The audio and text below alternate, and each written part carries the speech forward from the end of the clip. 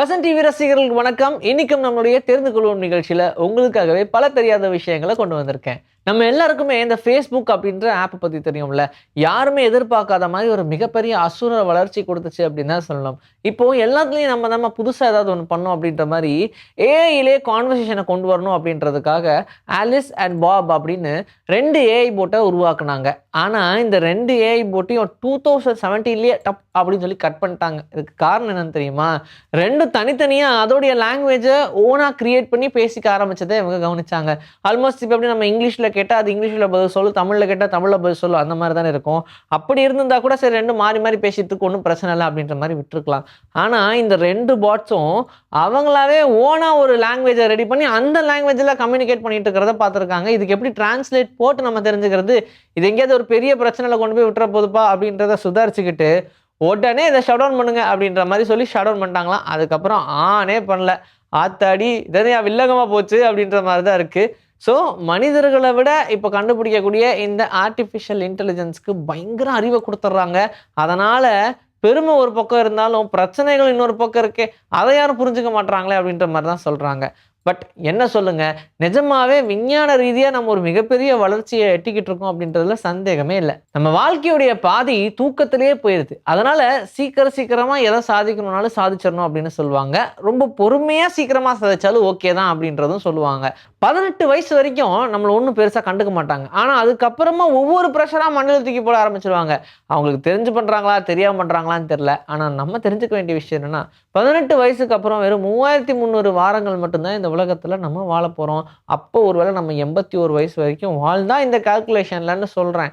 அப்போ நம்மளுடைய நாட்களே ரொம்ப கம்மியா இருக்கு. இந்த குறுகிய ஸ்பேன்ல நம்ம சீக்கிரமா ஏதோ ஒரு விஷயத்த சாதிச்சாகணும் அப்படின்ற கட்டாயத்துல தான் இருக்கும். அதனாலதான் ஓடு நிக்காம ஓடு அப்படின்னு சொல்லி நமக்கு பின்னாடி யாரோ ஒருத்தங்க நம்மள புஷ் பண்ணிக்கிட்டே இருக்காங்க. ஒரு நாளைக்கு நமக்கு 6ல இருந்து 7, 8 கனவு வரும்னு வச்சுக்கோங்க. ஆனா அந்த கனவுகள்லாம் உங்களுக்கு ஞாபகம் இருக்குமா? காலையில எந்திரிச்சா ஏதோ ஒரு கனவு மட்டும் ஞாபகம் இருக்கும். ஒரு சில பேர் ரெஸ்ட் ரூம் போயிட்டு வந்து அந்த கனவை கண்டினியூலாம் பண்ணுவாங்க. அப்படி ரொம்ப ரேர் கேஸ்ல தான் நடக்கும். ஆனா காலையில எந்திரிக்கும்போது உங்களுக்கு ஏதாவது ஒரு கனவு மட்டுமே தான் ஞாபகம் இருக்கும். இல்ல அந்த பிரேக்காக எந்திரிச்சு போனீங்கல்ல, அப்போ ஒரு புது கனவு நீங்க கண்டீங்கன்னா மேபி அது உங்களுக்கு ஞாபகம் இருக்க சான்ஸ் இருக்கு. ஸோ ஆல்மோஸ்ட் ஒரு ஸ்ட்ரெச் ஆஃப் ஸ்லீப்ல ஒரு 6, 7 கனவு வருதுன்னா, அதுல உங்களுக்கு ஒரு கனவு மட்டும் தான் ஞாபகம் இருக்கும். இல்ல 2 கனவு தான் ஞாபகம் இருக்கும். மீதமெல்லாம் டெலீட் ஆயிடும் அப்படின்னு சொல்றாங்க. ஆனா, நீங்க கண்டிருக்கிறது ஒரு கனவு மட்டும் கிடையாது. நிறைய கனவு கண்டிருப்பீங்க அப்படின்னு தான் சொல்றாங்க. பாம்புகளால நிலநடுக்கத்த முன்னாடியே கண்டுபிடிக்க முடியும். இது எப்படி சாத்தியம்? ஏன் எத்தனை உயிரினங்கள் இருக்கு? அந்த உயிரினங்களுக்கெல்லாம் தெரியாது. அது எப்படி பாம்பு அப்படின்னு கேட்கலாம். ஆனா, எல்லாத்த விட ஊறி போறது அப்படின்றது பாம்பு தானே. ரொம்ப அதிகமா அதோடைய மொத்த பாடியுமே அர்த்தத்தை தான் வச்சிருக்கோம். அப்போ அதுக்கு ரொம்ப ஹைலி சென்சிட்டிவ் ரெசெப்டார்ஸ் இருக்கும். குறிப்பா அதோடைய தாடை பகுதியிலையும் அதோடைய வயிற்று பகுதியில் இருக்கக்கூடிய சென்சார்ஸ். இது ரொம்ப ஹை சென்சாரா இருக்கிறதுனால ரொம்ப சீக்கிரமாவே அதால ஐடென்டிஃபை பண்ணிட முடியும். ரொம்ப தூரத்துல அது வர ஸ்டார்ட் ஆகுது அப்படின்னாலே ஒரு குறிப்பிட்ட டிஸ்டன்ஸ்ல இதுக்கு தெரிஞ்சிடும் அப்படின்னு சொல்றாங்க. அதனால இந்த நிலநடுக்கத்தை மட்டும் ரொம்ப சூப்பராகவே பாம்புகளால ஐடென்டிஃபை பண்ண முடியும். ஒரு சிறப்பான காரை கண்டுபிடிச்சு விட்டாங்கப்பா. ஆல்ரெடி நம்ம இந்த பெட்ரோல் கார், டீசல் கார் இதுல கம்பேரிசனா ஓடிட்டு இருந்தோம். பெட்ரோலா பரவாயில்ல, டீசல் கொஞ்சம் ரேட்டு கம்மியா இருக்கு, கூட நல்ல மைலேஜ் தருது அப்படின்ற மாதிரி நிறைய பேர் டீசலுக்கு மாறினாங்க. மெயின்டைன் பண்ண முடியல அப்படின்னு சொல்லி மறுபடியும் பெட்ரோலுக்கே மாறினாங்க. பெட்ரோல் இப்போ ரொம்ப அதிகமா இருக்கு. பெட்ரோல் அப்புறம் டீசல் அண்ட் அதுக்கப்புறமா இவி அதாவது எலக்ட்ரிக் வெஹிக்கிள்லாம் இருந்துச்சு. இப்போ பெட்ரோல், எலக்ட்ரிக் வெஹிக்கிள், அதுக்கப்புறமா டீசல் வெஹிக்கிள்ன்ற மாதிரி ஆயிடுச்சு.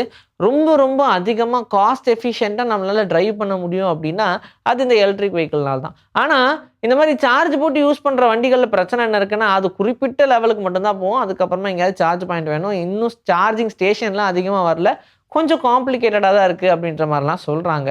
ஆனால் இப்போ கண்டுபிடிச்சிருக்கிற கார் உங்களுக்கு பிரச்சனையே இருக்காது. 0 to 100 சார்ஜ் வெறும் 10 மினிட்ஸில் ஆகிடும் அப்படின்னு சொல்கிறாங்க. ஸோ நமக்கு சார்ஜ் போட்டு விட்டால் ரொம்ப நேரம் ஆகுது அப்படின்ற கணக்கே கிடையாது. 0 to 100, அதுவும் இந்த ஒரு சார்ஜ் நீங்கள் போட்டாச்சுன்னா 1500 கிலோமீட்டர் நீங்கள் போய்கிட்டே இருக்கலாம். 1500 கிலோமீட்டருக்கு ஓடுற மாதிரியான ஒரு காரு.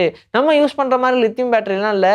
அதனால் மேபி இப்படி சார்ஜ் எல்லாம் ஏறுது, ஃபயர் ஆயிருமோ அப்படிலாம் யோசிக்க வேண்டியதில்லை. ரொம்ப சேஃப் அண்ட் செக்யூர்டாக தான் இந்த காரை கண்டுபிடிச்சிருக்கிறதா சொல்கிறாங்க. ஆனால் இது புழக்கத்துக்கு இப்போ வராது. இதை யூஸ் பண்ணோம்னா 2027 வரைக்கும் நம்ம வெயிட் பண்ணோம் அப்படின்னு சொல்கிறாங்க.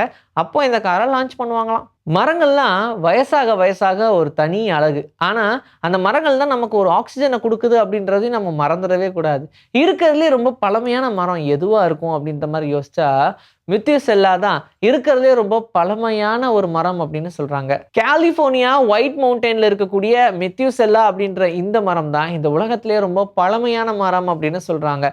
4850 வயசாச்சாம் இந்த மரத்துக்கு. இன்னும் இந்த மரம் கன்னுன்னு தான் இருக்கும். என்ன நெறைய இலைகள்லாம் இருக்காது. கொஞ்சம் காஞ்சு போன மாரி தான் இருக்கும். ஆனா, பழமையான மரம் அப்படின்ற பட்டியல்ல இந்த மெத்துசெல்லாக்கு தான் முதலிடம் இருக்கு. இன்னைக்கு நம்மளுடைய தெரிந்து கொள்வோம் நிகழ்ச்சியில தெரியாத பல விஷயங்கள தெரிஞ்சுக்கிட்டோம். இதே மாரி சூப்பரான கன்டென்ட்டோட உங்கள நான் வந்து சந்திக்கிறேன். And this is bye from Vijayasri. Take care.